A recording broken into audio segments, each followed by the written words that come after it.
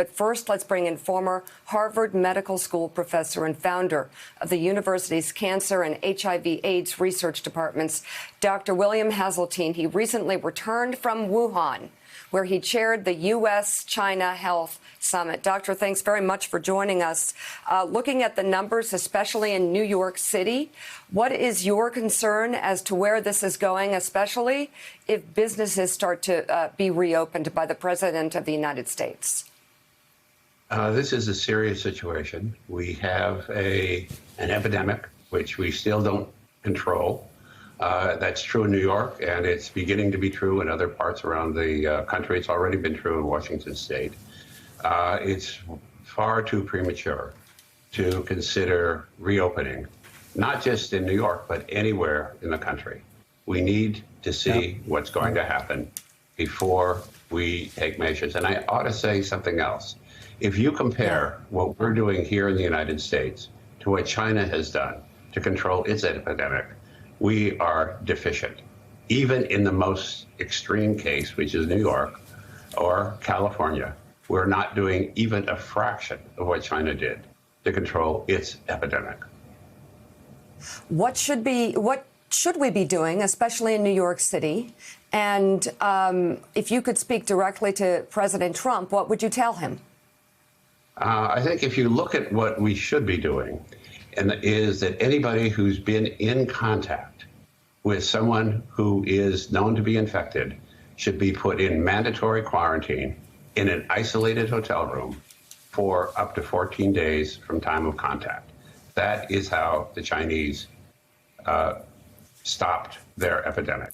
I've done an interview with an American who flew from Frankfurt to Shanghai. 2 days later, he was told to come downstairs with his wife, and for the next 11 days, they were in isolated, separate hotel rooms, not allowed to open the door. They were served with hazmat-clad workers every day for their food, and until they passed the 11 days with no symptoms. That's what we need to do. That is what we're not doing. Even the lockdown, the so-called lockdown, is not a lockdown. Yeah, so Doctor, you saw what China did in Wuhan to actually bring the virus not to a complete halt, but to certainly slow it down dramatically. We're now hearing public health officials expressing concerns about the fact that China may be celebrating too early. We all may be reading too much into how those numbers have dipped so much that once people start going back to work, chances are good that virus is going to spread anyway. What are your thoughts about that? That's definitely possible. It's possible for two reasons. One, new people can come into China. They're trying to control that, or to any place. And the second is the virus. We now have a major reservoir all over the world of this virus. It's likely to come back, whether it comes back quickly or comes back seasonally. We've got to be prepared. I'm also pleased to say, from my years of experience in working in developing drugs against viruses like these, that this is not a difficult problem for science to tackle. We will have drugs that stop this infection. We will have drugs that treat and cure those that are infected, and we will have drugs that prevent those who are exposed from being infected.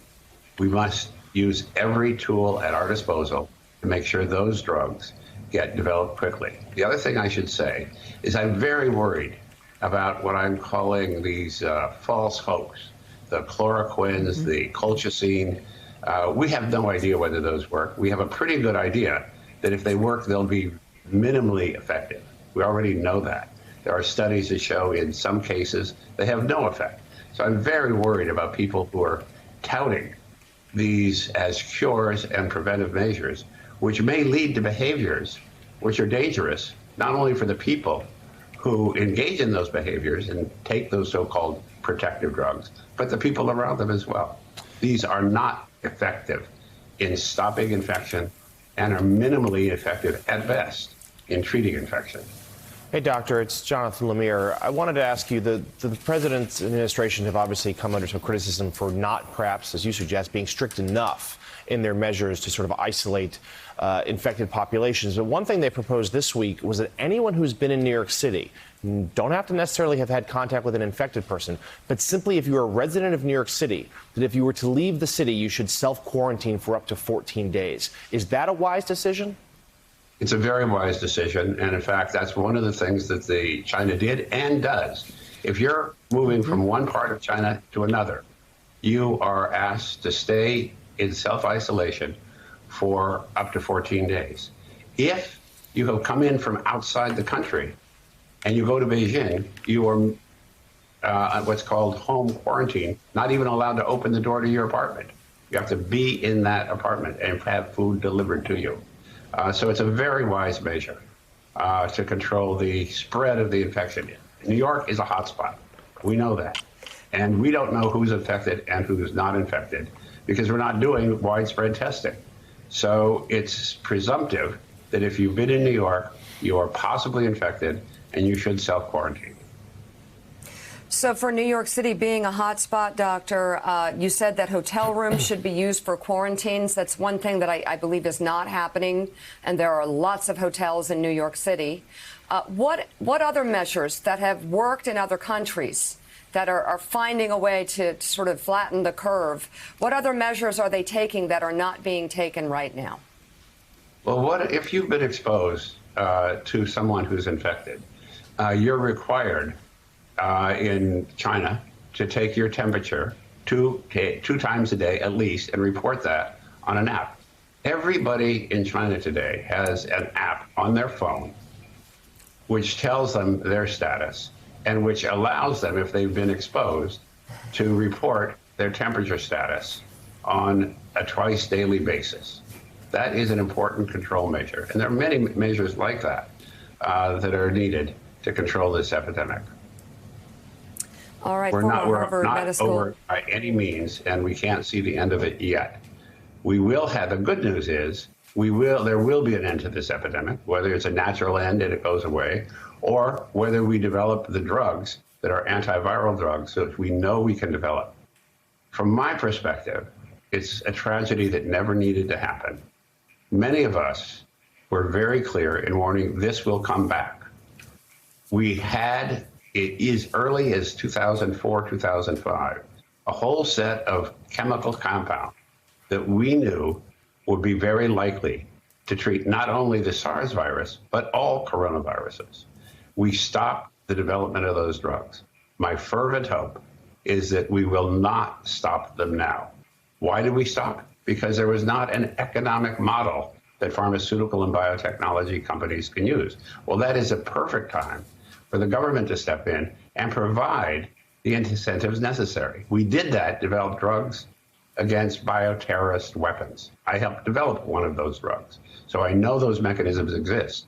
We just didn't use them to protect ourselves. What I and all of the public health officials, or many public officials, said will be a next epidemic. Let's hope that we don't stop the development of these drugs prematurely, so we have them for the next and the next and the next wave of epidemics that are surely coming over the next 10 to 20 years. Former Harvard Medical School professor and founder of the university's Cancer and HIV/AIDS research departments, Dr. William Haseltine, thank you very much for being on. Thank you, Doctor, so much. A lot of great information Great there. information, also so many warnings. Warnings, as he said, going back to 2004, 2005, and funding gutted. You had Bill Gates saying this day was coming. You had scientists and doctors saying this day was coming. You had the administration was handed a pandemic war plan, which they completely disregarded and did nothing on that list.